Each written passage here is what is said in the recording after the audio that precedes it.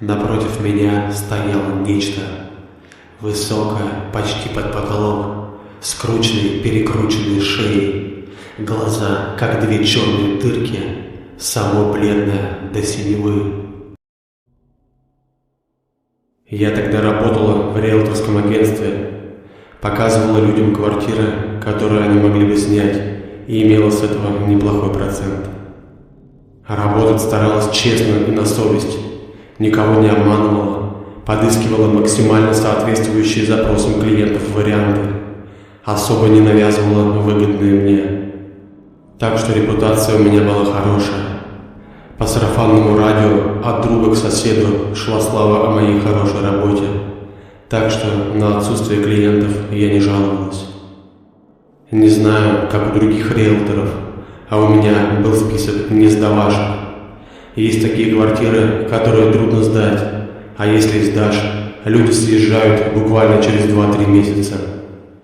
Причины такой непопулярности жилья обычно самые прозаичные. Соседи буяны-алкоголики, или район неблагополучный, или от остановки далеко. Иногда нет ремонта как в самом доме, так и в квартире. В общем, все понятно. Польстятся люди на низкую стоимость, пожадничают, а жить в тех условиях, что за эту стоимость предложено, невозможно. Вот и сдаешь жилье снова и снова, каждый раз разным людям. Но есть и исключения. В моем списке бракованного жилья была пара квартир замечательных, как ни посмотри. В хорошем районе, светлые, просторные, с дорогим ремонтом. Дешевые, что опять же приятно. Живи не хочу. Но в них почему-то люди не задерживались. Хозяева менялись чаще, чем у развалюхи с теткой-алкашкой по соседству. Такое положение вещей ставило меня иногда в тупик, но особенно я никогда над этим не задумывалась. Не живут и не живут, и Бог с ними. Квартиры, которые не сдавались вопреки своему качеству, тогда у меня было две. Одна двушка новой постройки в спальном районе и трехкомнатная, шикарная, в самом центре города. Старый фонд, но с очень хорошим ремонтом и застекленной лоджией. У друзей и знакомых находилась 1001 мистическая причина такой странной текучки. Да и коллеги шептались иногда о всяком таком страшненьком. Я же всю эту чушь, как я тогда думала, пропускала мимо ушей и ни во что такое не верила. Но один страшный и пугающий случай заставил меня сильно призадуматься и переосмыслить свои взгляды на неопознанное.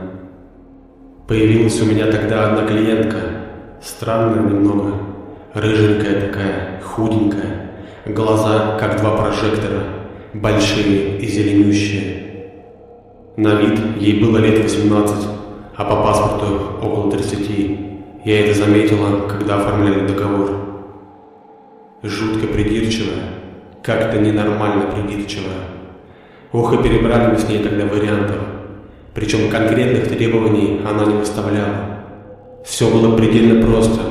Поближе к центру, транспорт рядом и ремонт нормальный. В стоимости меня не ограничивало. Казалось бы, почти любая квартира из моей базы ей подойдет. Но ничего подобного. Что ни посмотрим, все им не нравится. Не то говорит. А когда спрашиваю, что нужно, вы мне хоть скажите, что хотите от квартиры, я вам найду такую. Не знаю, говорит, но когда увижу, что вот оно мое, тогда я скажу. Я ей говорю, вы мне скажите хотя бы, что вам не понравилось, мы исключим подобные варианты. Да все нормально, отвечала она мне, просто не мое, давайте смотреть дальше. Так и искали с ней то. Она все смотрела, выбирала. Да как-то странно очень смотрела. Ходит по квартире, оглядывается, озирается. Словно кошку в новое жилье запустили. Настороженно так. Разве что не принюхиваются. Нормальные-то люди как квартиры смотрят. Краны покрутят, батареи потрогают. Проверят, не сыпется ли где штукатурка, нет ли пятен на потолке. Вот такие вещи обычные проверяют жильцы. Жить можно или нет. они в кладовках сидят. А это странно, найдет в квартире кладовку, зайдет, закроется изнутри, постоит минут 5, выходит, лицо недовольное. Ну все, значит, понятно, опять новую квартиру надо искать. Не понравилось, значит. Когда она в первый раз так сделала, я чуть у виска не покрутила. Потом плюнула, да и мало ли какие у людей бывают причуды. Ох, лучше бы я тогда гнала ее за шею, лучше бы я ее сумасшедшей посчитала. Заколебала она меня, конечно, но что делать? Работа есть работа. Да и сезон был тихий, клиентов мало, времени много. А у меня зарплата от договоров зависит. В общем, добрались мы с ней и до моей не сдающейся трешки. А квартира эта моей двоюродной тетки. Живет она в другом городе, так что по родственному, да и по дружбе, договор аренды всегда заключала от ее имени. В общем, приехали, разулись, зашли. Девушка эта и 10 минут не проходила, даже в кладовку свою любимую не залезла. Подлетает ко мне, беру, говорит, вот прям то, что мне надо, все очень нравится. А у самой глаза горят и улыбка во все 32. Даже жутко немного стало. Ну, думаю, слава богу, может, хоть это тут будет жить, раз такая у нее к этой квартире любовь с первого взгляда. Тут же заключили договор, рассчитались. У меня от этой квартиры хранились 2 пары ключей. Одну-то ей сразу отдала, а вторую дома оставила. Не догадалась захватить.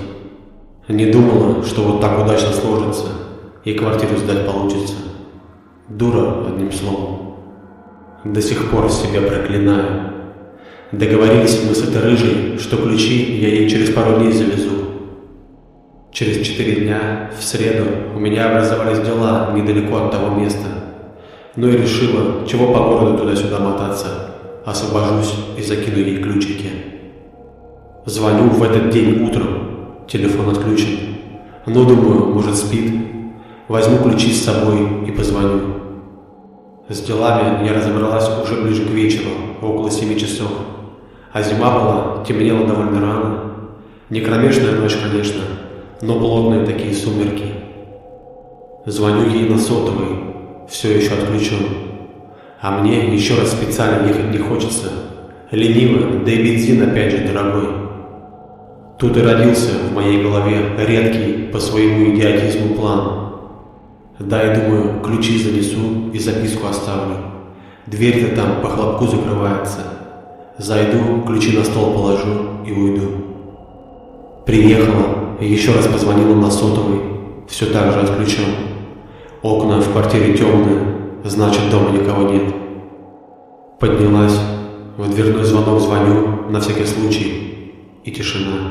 Не работает. Думаю, может, свет отключили. Хотя странно, в подъезде лампы горят. Постучала для подстраховки. 0 реакции. Точно дома никого нет. Открываю дверь ключом и захожу. Выключателем пощелкало. Темно, как и было. И правда, электричества нет. Ну, думаю, все ясно. Разулась и прошла в зал.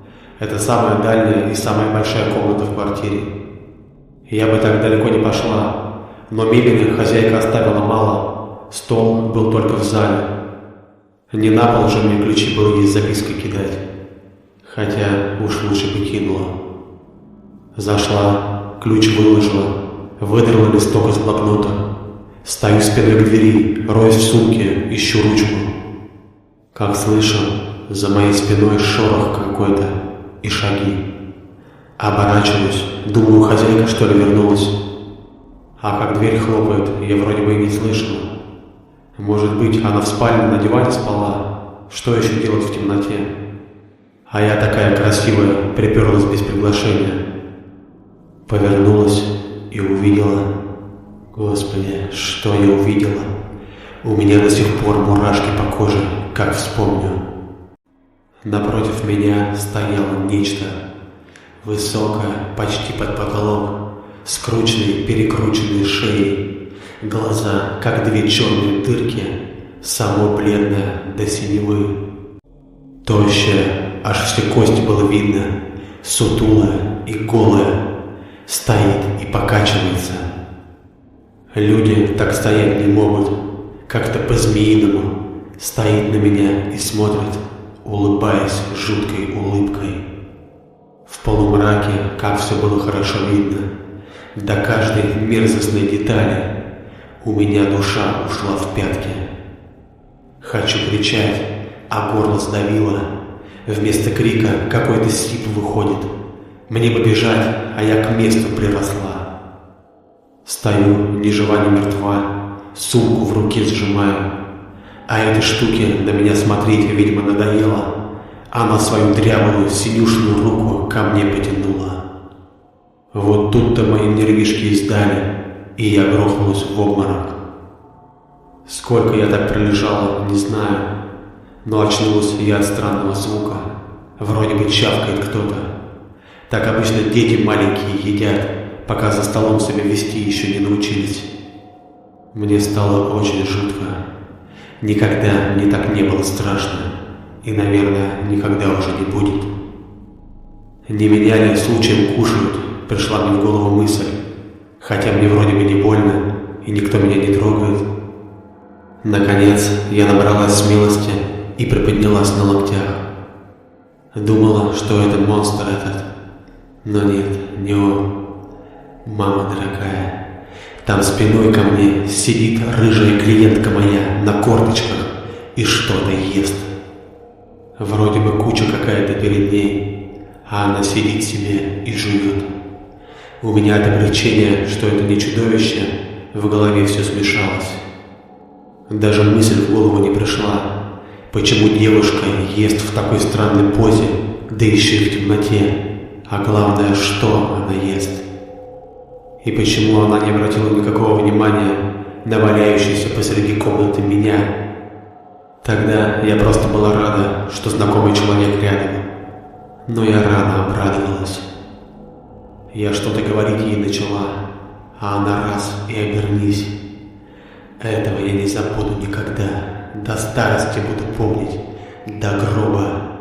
Она повернулась, а глаза у нее, как у кошки, в темноте светятся, а под ними чернющие круги. Лицо вытянулось, заострилось, черты стали какими-то странными, четкими, и зубы. Не было у нее таких зубов, мелкие, острые, да еще так много. Пригляделась я к той куче, что была рядом с ней, а это был монстр. Валяется, смятый, как тряпка, и поддергивается, а она его ест. Наполовину заглатывает, наполовину втягивает, как воздух, и жрет, аж давится от жадности. Я заорала, и себя не помня, вылетела из квартиры. Как поднималась, как бежала, не помню. Сумку там так и бросила, туфли тоже. Хорошо раздеваться не стала. Ключи от машины или квартиры в кармане остались. Домой я просто неслась. Как ни в какую аварию не попала, до сих пор удивляюсь. Я же была невменяема. У себя дома я включила свет и врубила телевизор. Всю ночь до утра лечилась коньяком, который купила, чтобы добавлять в кофе по утрам. Пила, не закусывая. Уснула только, когда начало светать. И очень жалела, что живу одна, что ни с кем не встречаюсь и не держу дома хотя бы кота. Ох, как меня трясло. Еле отошла от этого ужаса. Я еще долго спала с ночником и вздрагивала от каждого шороха. А через пару недель к нам в офис приходит эта самая рыжая краля. Сумку мою с туфлями мне отдает и говорит: «Спасибо за ключи. Только в следующий раз нужно предупреждать заранее, когда хотите зайти. Мало ли, чем люди могут быть заняты». Смотрит на мою побледневшую, вытянувшуюся рожу, улыбается так мило и уходит себе спокойненько. Вот что это такое было, а? После этого прожила эта девушка в квартире еще с полгода и съехала. Больше никаких странностей я за ней не наблюдала, да и не рвалась, если честно. Меня к этой дамочке и калачом было не заманить, и под пулеметом идти не заставить. Договор расторгли прямо в офисе. И я даже проверять не поехала, все ли в квартире на месте, все ли в порядке. Отделалась, да и ладно. Но вот что странно, после этой девушки квартиру снимала молодая семья с ребенком. И там они живут до сих пор.